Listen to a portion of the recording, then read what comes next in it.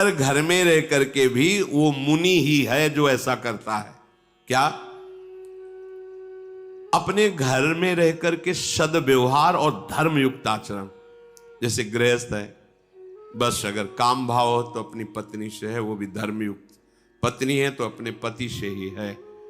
अन्यत्र पूरे विश्व में कहीं ये प्रायः रहता था। पहले प्रायः रहता था, मतलब ये तो स्वभाव में गांव में बैठा रहता था। मतलब ने तो इतना देखा है कि जैसे बहू आदि घर में है तो जो घर के बड़े जन हैं अगर किसी काम से जाते हैं कई आवाजें दे के अंदर की, मतलब सावधान हम अंदर आ रहे हैं ऐसा। और छोटे भाई की बहू है, बड़ा भाई जा रहा है, बिल्कुल उसके वस्त्र अगर छू जाए तो अपने को अपराधी समझते थे कि गलती हो गई, वो छोटी बहू के कपड़ा छू। ऐसा पवित्र भाव, इतना बस आपका कार्य दिखाई दे। और कभी ऐसे कह के बात ना तो बड़े बुजुर्ग जन करते थे और ना बड़े भाई जन करते। बहुत उससे क्या परम पवित्रता। अब उसको मजाक माना जाता है, यहां तो घूंघट किस काम का। एक वो पवित्र व्यवहार, जिस पवित्रता का आपको ज्ञान नहीं, उस पवित्रता का व्यवहार। घर में गृहस्थ में रहते हो, आप मुनि माने जाओगे यदि अपनी पत्नी से ही केवल काम भाव, अपने पति से ही केवल काम भाव, और यही ही आपको भगवत प्राप्ति करा देगा। विषय सेवन करते हुए भी भगवत प्राप्ति करा देगा। पर ऐसा नहीं, उसके भी नियम लेने चाहिए।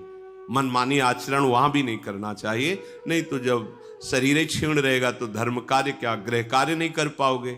आपके अंदर आलसी वृत्ति, प्रमाद वृत्ति बनी रहेगी। और भागवतिक सद्गुणों को धारण करना, नाम जप करना। हमने ऐसे भी घर देखे, रोज शाम की कथा होती, नाम कीर्तन होता, पत्नी पुत्र परिवार बैठकर ठाकुर जी का ऐसे सिंहासन।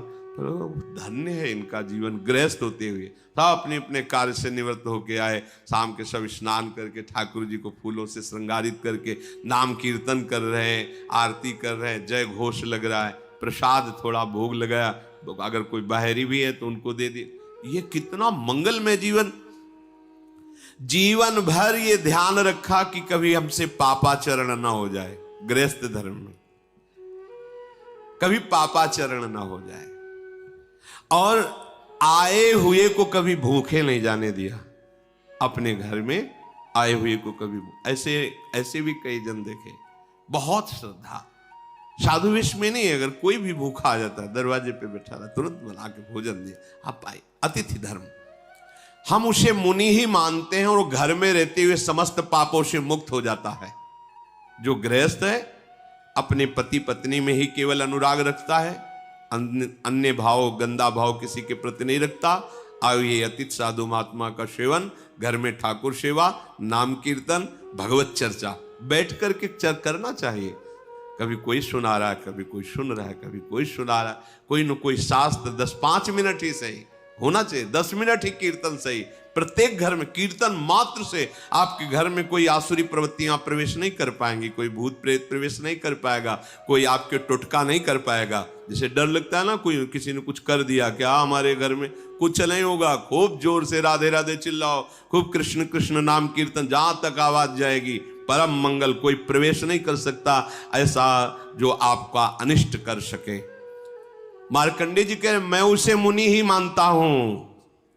गृहस्थ में रहते हुए भी उसको कह रहे मैं उसे मुनि ही मानता हूं। भोजन छोड़ देना, बाहरी कपड़े उतार के फेंक देना, देश परिवर्तन कर लेना, ग्राम परिवर्तन, खास बात नहीं। हम अपना उद्देश्य परिवर्तन करें, और जैसी हमें भगवान ने व्यवस्था दी उस व्यवस्था में संतुष्ट रहते हुए धर्म पूर्वक चलें, खूब नाम जप करें। यही हमारे जीवन को परम आनंद में डुबो देगा। नहीं, अरे भगवान शंकर, उनकी होड़ करोगे? हलाहल विष जो समुद्र मंथन से निकला उसको भगवान ने पिया। भगवान शंकर की होड़ करोगे? एक बाल्टी गंगा जल अपने बाल में रोक के दिखाओ, पूरी गंगा जी रोके हुए है। कैसे कैसे लोग हैं, कैसे कैसे लोग हैं। भगवान शंकर ने वासुकी नाग की माला एक दुम्हा तुम गले में डाल के दिखाओ, पनिया डाल के दिखाओ, कोबरा डाल लिए तो चले जाओगे? है वहां देखो ना, ब्याल यज्ञोपवीतम, कैसे कैसे कैसे समझाए? भगवान शंकर के होड़ करोगे? अम्मा का वाहन जानते हो क्या है? बबर से। एक बार दहाड़ देना तो यहां एक और सत्संग में नहीं नजर आएंगे।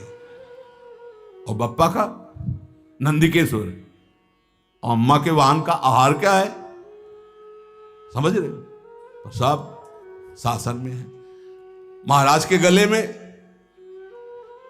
गणेश भगवान का वाहन चूहा, बहुत बढ़िया, लेकिन कभी फुसकार नहीं हुई उनके ऊपर। मयूर कार्तिकेय जी का आहार सर्प। शिव की ओर करोगे? शिव की? अरे भाई, उनका नाम जप करो, उनके चरणों का आश्रय लो, उन्होंने जो उपदेश किया उसको धारण करो। कैसे कैसे लोग भगवान ने किया, हम यही कहते हैं। श्री कृष्ण ने इतनी हजार गोपिकाओं के साथ रास किया।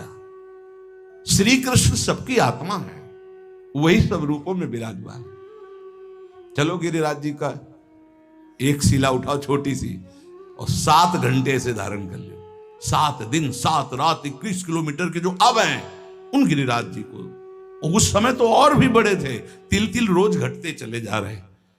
भगवान की लीलाएं सुनो, भगवान का नाम जप करो, हृदय पावन हो। ये उद्दंडताएं छोड़ो, नहीं तो पीट देगी माया।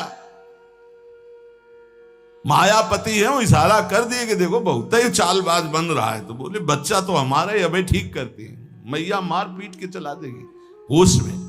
तो कह रहे हैं ब्रह्मा पर्यंत सब बंधे हैं, एक एक रूम कूप में करोड़ों ब्रह्मा। दावानल में जब आग लगी, ऐसे मुंह में पी गए श्री कृष्ण, जिसमें माखन मिश्री खाया, उसी में ग्वाल वालों की प्राण रक्षा के लिए भीषण जंगल की दावानल को भगवान एक क्षण में पी गए। तो कोई आश्चर्य थोड़ी, यहीं से अग्नि का प्रादुर्भाव हुआ। ब्राह्मणो समुखमासीत बाहु राजन्य कृता, जैसे ये चतुर्वर्ण, ऐसे ही भगवान की मुख से अग्नि का प्रादुर्भाव हुआ, मानो अपने स्थान पर अग्नि को रख लिया।